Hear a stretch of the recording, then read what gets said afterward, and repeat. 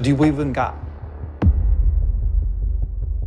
I believe there's some explanation for this universe, which you might call God. I mean, let's just say, like, I agree with the principles that Jesus advocated, and that there's great wisdom in the teachings of Jesus. Elon Musk has once again stunned the world, but this time it's not about rockets, cars, or AI. It's about faith itself. The billionaire has unveiled what he claims is the real image of Jesus Christ, and the discovery has left millions of Christians speechless. For centuries, we've looked at paintings, statues, and stained glass portraits, believing they captured Christ. But what if they were all wrong? Who have we really been looking at? And what does the real Jesus actually look like? Let's uncover the truth. The face of Jesus we all thought was real. For centuries, the image of Jesus has sparked endless debate. People passed down portraits and stories, but so much of it was built on belief rather than fact. You can't really know what someone looked like just because of what you've been told. And that's where Elon Musk stepped in. He leaned on history, research, and evidence to piece together what he claims is the real face of Christ. But here's the real question. If that's the case, what picture had the world been clinging to all this time? It started with a face that felt like it was always there. A calm face that seemed steady no matter where you saw it. It was there above a child's bed, there on the wall of a Sunday school room, there in a hospital chapel, and even in the waiting area of a police station. The eyes looked slightly upward, the hair fell softly, and a gentle glow circled the head. For decades in the 20th century, this was the face most people thought of when they thought of Jesus. What makes the story fascinating is that it didn't come from a famous painter in Europe, or from some ancient relic dug up out of the desert. It came from a Chicago artist named Warner Sallman, who in 1940 painted an image he called Head of Christ. That single painting went on to shape what millions believed Jesus looked like for the rest of the century. Warner Sallman was not a world-famous artist when he created it. He was born and raised in Chicago, part of the Swedish Evangelical Covenant Church. His background was ordinary. He took night classes at the Art Institute, worked as an illustrator, and earned money through advertising and freelance jobs. But one late night in 1924, while struggling to come up with a cover design for his church's youth magazine, The Covenant Companion, something unusual happened. Exhausted and anxious, he prayed and then slipped into a restless doze. In that haze, he later said he saw an image in his mind. Around 2 in the morning, he woke up, picked up his charcoal, and sketched a life-size drawing he called The Son of Man. Whatever the source of that vision, the drawing was published in the magazine later that year. People noticed it, but Sallman moved on. 16 years later, in 1940, he revisited the idea. This time, he painted a glowing oil version and titled it Head of Christ. That was the turning point. What began as a late-night sketch soon became the most recognized religious image in America. The next step came thanks to a group of students. Graduates at North Park Theological Seminary in Chicago asked Sallman to paint a version based on his 1924 sketch as their class gift. He did, but soon afterward, the original painting passed into the hands of 2 publishing men, Anthony Kriebel and Fred Bates. They were connected to the Gospel Trumpet Company in Anderson, Indiana. They decided to launch their own firm, Kriebel and Bates, with the goal of pushing Sallman's painting to a much wider audience. That decision changed everything. Once the publishers got involved, the painting left the small world of churches and classrooms and entered the world of mass production. Chicago offset printing used a 6-color separation method that captured the warm glow of Sallman's painting. That glow was part of what made people feel drawn to it. During the war years, the presses ran with 2 crews working around the clock. The numbers are staggering. The first 100,000 prints sold out in about 8 weeks. Within the first year, more than 1 million copies had been sold. By 1944, publishers recorded 14 million prints in circulation. The images came in every size. Families could buy small wallet cards about 3.5 by 2.5 inches. Churches and YMCAs ordered wall-sized versions that reached 40 by 30 inches. The painting's reach exploded even further during World War II. Groups tied to the USO, especially the YMCA and the Salvation Army, printed pocket-sized versions for American troops. Soldiers slipped them into Bibles, helmets, wallets, and shirt pockets. A campaign called Christ in Every Purse, supported by Pastor Norman Vincent Peale, and even President Dwight Eisenhower sent millions more across the world. The idea was simple. Wherever a GI went, Jesus could go too. Those little cards became symbols of comfort on battlefields thousands of miles from home. When the war ended, the image followed veterans back home. Civic groups in states like Indiana and Oklahoma pushed to place Sallman's portrait in public spaces. In Illinois, a Lutheran leader encouraged card-carrying Christians as a counter to card-carrying communists. In 1962, a photo shows Vice President Lyndon Johnson posing with a copy in his office. The image was no longer just a church decoration. It was in schools, libraries, courtrooms, and police stations. It appeared on pencils, bookmarks, greeting cards, church bulletins, lamps, and clocks. It had moved from private devotion into everyday American life. The emotional pull of the painting was part of its success. The Great Depression had left families scarred. World War II had torn families apart. People wanted reassurance. Sallman's Jesus didn't look distant or harsh. He looked calm, gentle, and steady. Religious scholar David Morgan once noted that people described it as though it were a photograph of Jesus. It felt that real to them. Parents hung it above their children's beds. Patients in hospitals looked up at it for comfort. It gave people the sense that someone kind and close was watching over them. By the end of the 20th century, the numbers describing its reach were unbelievable. Anderson University estimated over 500 million reproductions. The appearance of Sallman's Jesus matched the culture of its time. The face had light skin, soft brown hair, a neat beard, and a warm studio-style glow that looked like a family portrait. Scholars traced Sallman's influences back to European artists, especially the French painter Léon-Augustin Lhermitte. In mid-20th century America, this familiar look felt safe and trustworthy. But as time went on, people began asking questions. In a diverse country with deep racial divisions, what did it mean that the most widely known Jesus looked like a white European man? Historian Jemar Tisby argued that showing only a white Jesus sent a message about who holds power and value. In many black churches, Sallman's image still hung on the walls because older members grew up with it and found comfort in it. For others, however, the face brought pain because it resembled the people who had oppressed them. Out of this tension came new art. Korean painter Kim Ki-chang portrayed Jesus in Korean settings. Sophia Minson in New Zealand painted a Maori Christ. Around the world, artists created versions of Jesus that reflected their own cultures. Sallman's painting did not vanish, but it sparked a broader conversation. The story of the painting even touched pop culture. Decades later, a Chicago photographer walked into a Salvation Army thrift store and spotted two original Sallman works, one oil, one chalk, priced together at just $220. He bought them, confirmed they were authentic, and later sold them to author Jerry Jenkins for $135,000. To some, the painting was just that church picture. To others, it was priceless. Even today, Warner Press, which inherited the copyrights, still sells wallet cards with Sallman's Jesus. Anderson University in Indiana houses the largest collection, including the original Head of Christ and other Sallman works. Visitors can see how a Chicago freelancer ended up creating the most reproduced religious image of modern history. So why did this painting last when so many others faded? The reasons come down to timing, emotion, and distribution. The timing hit during Depression and war, when people longed for hope. The emotion came from a face that looked gentle and approachable, more like a trusted friend than a stern judge. The distribution came through USO handouts, bookstores, civic campaigns, and endless reprints. Together, those three factors turned the painting into something more than art. It became a family photo that showed up everywhere people needed reassurance. And then, decades later, another image would arrive, not from a paintbrush, but from a camera. In 2004, when the lights dimmed in theaters and the screen lit up, millions of people walked out carrying a brand new picture of Jesus in their minds, one they could not easily forget.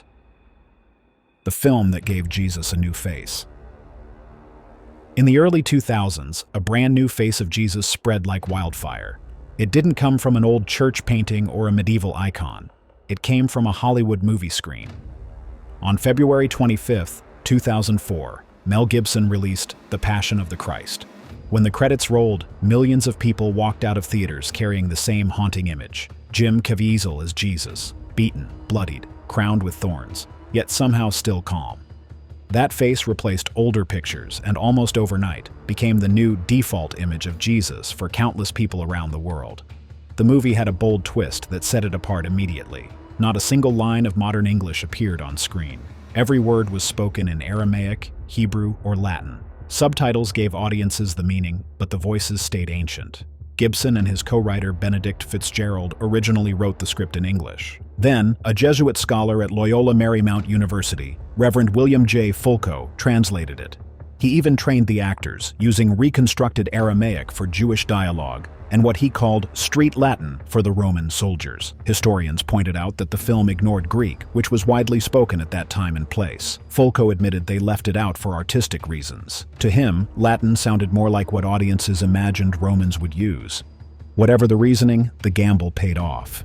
Viewers didn't need a single English speech to feel like they were watching something ancient and raw. Then came the money. The movie cost about $30 million to make. It ended up pulling in around $612 million worldwide. That record made it the highest-grossing religious film in history and the top R-rated film at the US box office for years. No other faith-based movie has come close to those numbers, and it didn't stop when theaters closed. On August 31, 2004, the DVD and VHS hit shelves in North America. In a single day, over 4 million copies were sold. That home release meant Caviezel's bloodied face wasn't just a memory from the theater. It lived on coffee tables, in DVD cabinets, and in church libraries across the country. Families could rewatch it, and every time they did, that face sank deeper into their imagination. Churches played a huge role in making it stick. Long before the film's release, Gibson's team invited pastors to private screenings and gave them kits filled with posters, study guides, and talking points. Congregations bought out theaters by the thousands. The United Methodist News Service described churches hosting group discussions and prayer nights after watching it. A BC News reported how a Christian marketing company distributed promotional packs, posters, videos, and even sermon outlines. Many pastors linked entire series of sermons to the film. Those same still shots from the movie's press materials soon covered bulletin boards, classroom walls, and church foyers. Once a face appears in church life, that often it becomes part of how people picture their faith. The internet only made the spread faster. This was 2004, the golden age of message boards, chain emails, and early blogs. Wired described the campaign as viral before viral was even a buzzword. Supporters created fan pages, posted screen grabs, and shared clips nonstop. It was the digital age version of a printing press. No paper required, just upload and repeat. What really sealed it, though, was the power of Caviezel's performance on screen. His look matched what people already expected. A beard, longer hair, a steady gaze. But it wasn't polished like an oil painting. The camera lingered on bruises, torn skin, and blood-soaked robes. It forced audiences to stare into swollen eyes that somehow still carried gentleness. That rawness made the image unforgettable. Combined with dialogue in unfamiliar ancient languages, the whole package felt real enough that viewers believed they had glimpsed the true face of Jesus. The behind-the-scenes stories only made the legend stronger. Caviezel has openly described the brutal toll of filming. He suffered hypothermia, hanging on a cross in cold winds. He dislocated a shoulder during the crucifixion scenes. He battled pneumonia, and in one unforgettable moment, lightning struck during the Sermon on the Mount scene. Later, Caviezel said the strike caused lasting heart problems that required surgery. He has admitted publicly that the role nearly killed him. When an actor says, "I could have died," it's hard not to see his on-screen suffering differently. The real pain blurred with the movie pain, making the face even harder to forget. Even before filming began, Mel Gibson warned Caviezel that taking the role might damage his career. Caviezel repeated that story in interviews. Fans absorbed it as part of the myth. They saw the actor's willingness to risk his career as another form of sacrifice. Once again, his on-screen face became more than acting. It became a symbol. The internet fanned the flames. Fan sites popped up within days, some logging millions of visits. Supporters pooled money for radio ads and organized group screenings. Even people who never saw the movie recognized Caviezel's thorn-crowned profile just from seeing it online so many times. Of course, not everyone praised the film. Critics were divided, and interfaith groups voiced serious concerns about how it told the story. But even negative reviews agreed on one thing: it filled theaters and left people shaken. That kind of cultural impact guaranteed its visuals would outlive the film itself. That is how a movie actor's face ended up taped on church walls and tucked into wallets alongside old prayer cards. Over time, two dominant images of Jesus began to define modern devotion. One came from a painting, Warner Sallman's Head of Christ from 1940, reproduced hundreds of millions of times. The other came from a film, Jim Caviezel's face in 2004, shared through theaters, DVDs, and the internet. Both spread because they gave people comfort when they needed it most. Once a picture becomes the one you look at during prayer or in moments of pain, it is nearly impossible to forget. That is why today, when you see Caviezel's profile hanging in a church lobby or printed on a small card, it isn't just movie merchandise anymore. For many, it has become something deeper. A personal anchor, a reminder of sacrifice and suffering. One film, stripped of English dialogue and carried by ancient languages, minted a new face of Jesus for the internet age. And even after 20 years, that face has not faded. But movies are still movies. They frame a moment, light it carefully, and choose one face.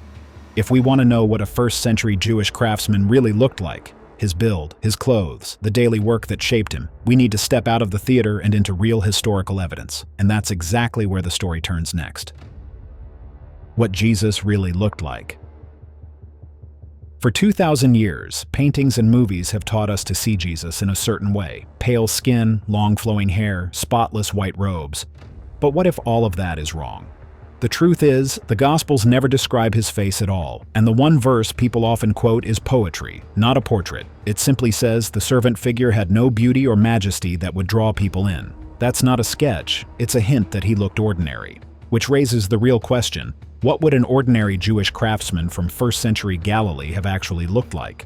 To answer that, you have to set aside stained glass windows and Renaissance paintings and step into Roman-era Judea. That's where archaeology, ancient skeletons, and history come together to give us the first real clues. Skeletons from that region show that men of the time weren't tall by today's standards. The average height was about 5 feet 5 inches. Historian Joan Taylor, who has done one of the most detailed studies on this subject, backs that number up. So Jesus wouldn't have towered over a crowd. He would have blended in at the same height as most other men around him. Now think about his body. The Gospels call him a tekton. That's a Greek word usually translated as carpenter, but it actually means builder or craftsman. And in a land where wood was scarce, a tekton often worked with stone too, cutting blocks, setting walls, framing roofs, fixing tools. That's tough, physical labor. It builds muscle in the arms and shoulders, leaves calluses on the hands, and gives you the kind of body that comes from years of outdoor work. So you can already picture him, not delicate, not soft, but lean and strong, the way a working craftsman would be. Travel shaped him too. Galilee wasn't huge, but it was all hills and dusty roads. The Gospels show him walking from town to town constantly. Archaeology confirms that life was lived on foot. Real sandals from that era have been dug up at Masada and in Judean desert caves. They were simple, flat leather soles with straps. They weren't designed for comfort, just to last. Some pairs look small to us now, but that fits with people being shorter back then. So if you picture him, picture hardened feet and well-worn sandals, not polished shoes. Hair and beard are where most modern images drift the farthest from reality. Paul, writing just a couple decades later, gives a clue. In one of his letters, he uses long hair on men as a negative example, because in that world, men usually wore their hair shorter than women. That doesn't mean shaved heads, but it does mean flowing shoulder-length locks weren't the norm. A Jewish man also wore a beard. Shaving clean wasn't typical, so the likely look is dark, curling hair kept to a practical length, and a full trimmed beard, not styled, just natural. Some people argue that Jesus might have taken a Nazirite vow, which meant never cutting your hair, but the Gospels don't back that up. Nazirites also avoided wine, and Jesus clearly didn't. He was even accused by critics of being a glutton and a drunkard. That clashes with Nazirite rules. So again, the simpler answer makes more sense. Ordinary Jewish hair and beard of the time. Clothing is one of the easiest details to rebuild. A man in that time wore a tunic, a sturdy knee-length shirt-like garment, usually made of undyed wool, tied with a belt or cord. Over it, he'd wear a heavier outer cloak, especially for traveling or sleeping outdoors. The sandals, as we said, were leather. And there's a little but important detail in the Gospels. A woman reaches to touch the fringe of his garment. That fringe was the tassels, tzitzit, that Jewish men were commanded to wear at the corners of their cloaks as a reminder of God's commands. Archaeology backs this up. Textiles from Masada show the same kinds of garments, tunics, cloaks, even socks. They were made to last, in earthy colors that would fade in the sun. So instead of glowing white robes that never get dirty, picture practical clothes, sun-bleached and worn at the edges. Face shape is harder, but science has tried. In 2001, a BBC team asked medical artist Richard Neve to create a model face from first-century Jewish skulls. It wasn't Jesus, but it showed what a typical Galilean man looked like. The result had a broad face, a strong nose, dark eyes, short curly hair, and a full beard. It pulled people away from the European faces they were used to and back toward what the evidence suggests: a normal Jewish craftsman of that region. Skin tone follows the same path. Living outdoors in the Middle Eastern sun, working with your hands every day, would leave olive brown skin darkened by weather. Joan Taylor's study points to the same thing. Jewish men of that era usually had brown eyes, dark hair, and olive to darker skin. Not pale, not fair, but shaped by the land and the sun. Even the small details in the Gospels match this. The tassels on his cloak, the criticism about food and drink, the way people in his hometown recognized him as just the tekton. All of these details point to a man who looked completely ordinary for his place and time. Isaiah's line about no beauty or majesty suddenly makes sense. He wasn't noticed for his appearance. He was noticed for his words and his actions. So when you pull all those details together, what picture do you get? A man standing about 5 feet 5 inches tall, lean and wiry from years of cutting stone, hauling wood, and carrying tools. His skin was olive brown, darkened even more by the Middle Eastern sun.